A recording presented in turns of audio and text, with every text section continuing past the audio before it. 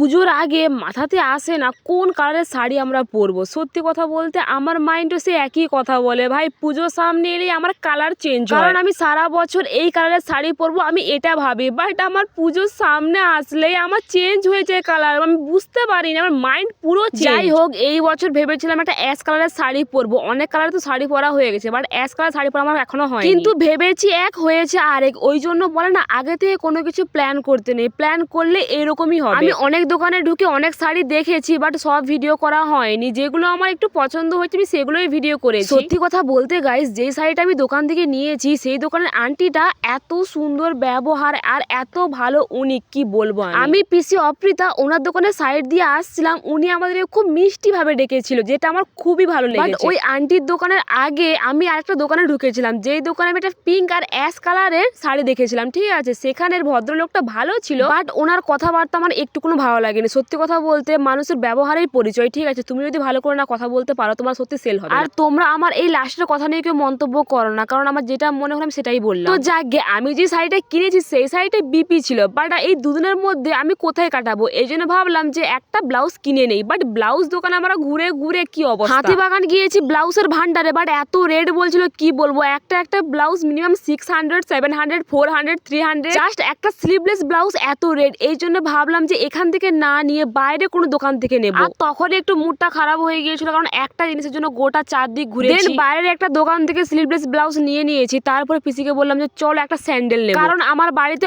অনেক রকমের হিলস রয়েছে, বাট আমি এখানে নিয়ে আসি। শ্যামবাজারে ফুচকা খেয়ে স্টেশন চলে এসেছি, আর এখানে আমি একটু ঢং দেখাচ্ছিলাম, তোমরা দেখতেই পেয়ে গিয়েছো। আর রুমে যাওয়ার সময় এত সুন্দর মূর্তি দেখলাম। তো চলো আজকের জন্য এইটুকুই, দেখা হচ্ছে পরের ভিডিওতে। Thanks for watching, by.